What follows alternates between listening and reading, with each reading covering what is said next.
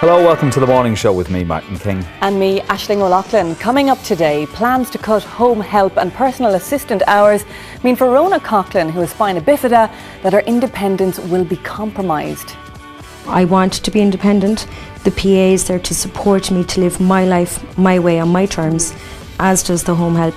And by taking those away, you take away my basic human rights and my right to independence. We're going to be getting her reaction to Minister for Health James Riley's plans shortly. Also preventing the spread of hospital bugs, we'll be meeting the winner of the Irish James Dyson Award, who thinks he has the solution. Plus, after repeated flooding of his property since 2009, Wicklow man Barry Moles took drastic action 2 weeks ago when he dug a trench on the road outside his home.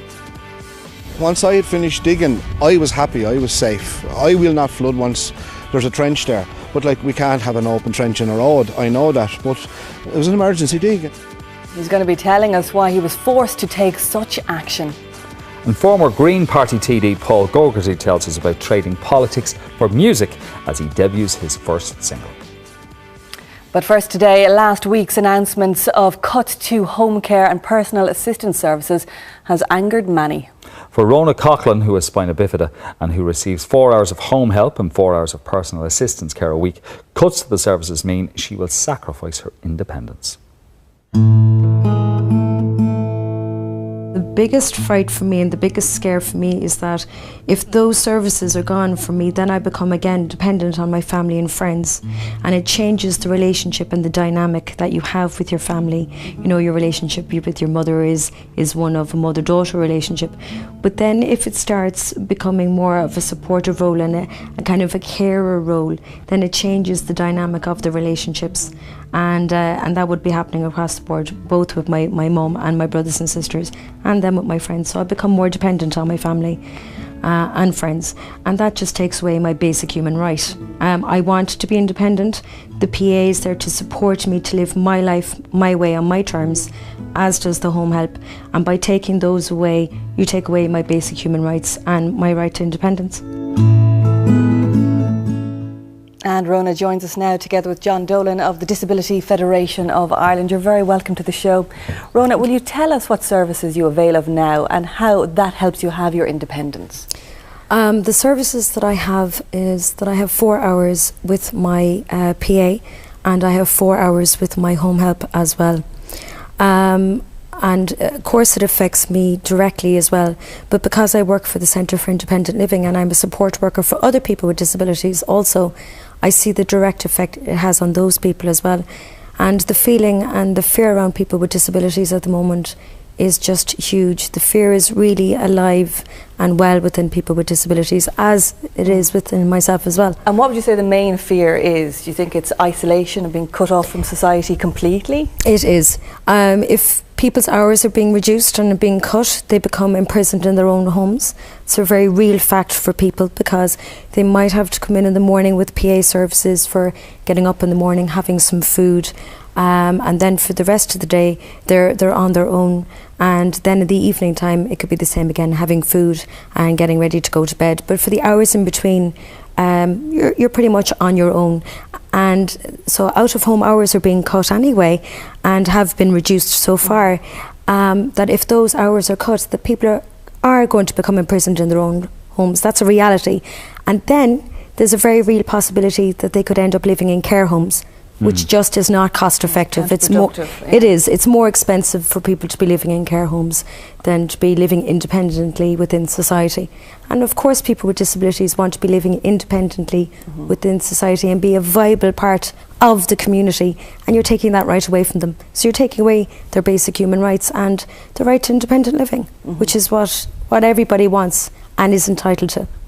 If your PA is taken away from you, you're a voice for these for the people, and you're on the board in Dublin as well. That's right. I'm on the board of directors in CI. You won't be able to get to your work. No, I won't. I won't have the support that I need to go to work, because with the combination of my home help and my PA, they come into my home, they change my bedclothes, they do the basic household chores, hoovering, etc. My PA would help me with tasks like going out for groceries, to bring in groceries, carrying bags, maybe going to doctor's appointments, the chemist. So all those basic fundamental things that I have to do, if they're not done, then I'm not well enough to go to work in the first place. But just in the midst of what you were explaining to us is also something that's quite vital and important to it. You spoke about doctor's appointments. That's right. Because you do need to go and have regular checks. You do need to attend for different appointments. Yes. So it becomes, it not just takes away your independence, also impacts on your health. Of course it does. It impacts on your health with doctors, and as I say, with your basic well-being of being at home, with your house being, you know, clean, tidy, and bringing food into your home. So you're not able to nourish yourself properly, you're not able to take care of yourself properly without that support of your PA. And my PA is a vital lifeline for me, as the PA is for so many other service users around the country. I mean, they're a vital lifeline. John, what is your reaction to James Riley pinpointing these sectors for cuts? Oh, there's some of it isn't broadcastable. Look, it's like this. The Department of Health, the government, the Department of Health, Minister Riley agreed on a budget for health in Ireland for this year. They said they were going to balance that budget by doing certain things.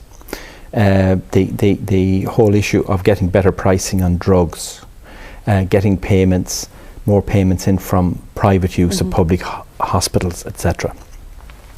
Now they're coming back.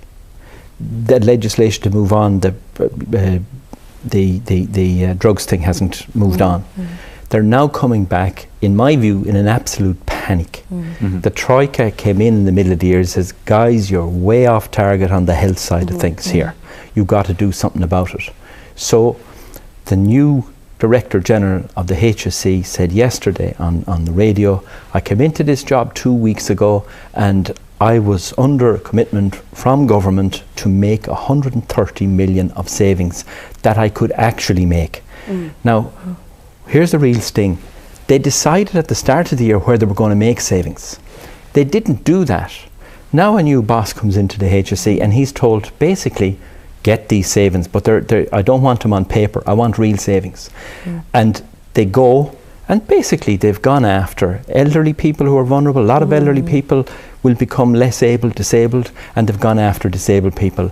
Nice, handy numbers as they saw it. And what is appalling about it is that they announced the personal assistance programme, which is the star performer in terms of what the policy is supposed to be about people living in the community, being able to have their own preference, be able to get out, do courses, get to work, as you've just been talking about, and get away from residential care and people being if you like, overly cared for rather than being active citizens.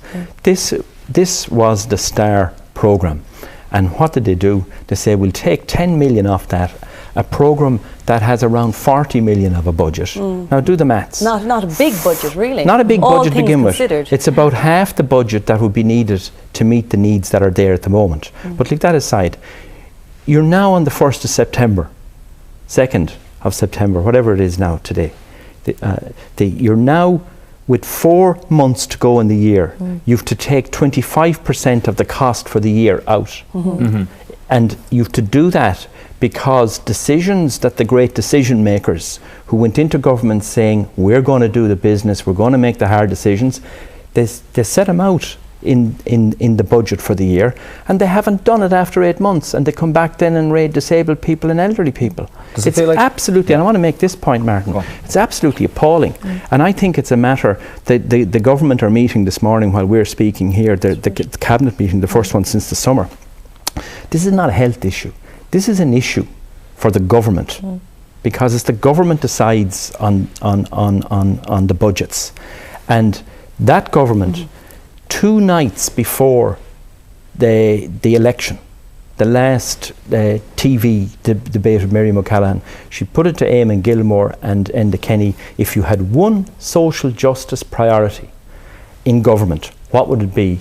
And turned to Eamon Gilmore and says, oh, it would be the disabled. We've got to look after people who are disabled, make sure they can work. And Enda Kenny doubled on that. So they have ground to make up. They have a hard job, but they have ground to make up here. They're looking like hypocrites at this stage. That's one They way of are. putting it. Yeah, Yeah. yeah. Okay. And Yeah. you know what? The really upsetting thing about all of this is that morally it's wrong, economically it's wrong. It doesn't actually make sense money-wise, because if you take people with disabilities out of the community, take away their hours, yes, they become imprisoned in their own homes, but then they end up reverting back into care homes again, which is just ridiculously stupid thing to be doing, because it's more expensive to do it that way. Aisling and I were talking before we came in, and we were just saying, if our friends came around to visit us, Yeah. would we want them to clean our house or You would cook us a feel meal? so awful if that was the case. Yeah. You want to sit down and have a cup of tea with them and have a chat and find out what's going on. Yeah. Yeah. That's normal. Yeah. Yeah, yeah.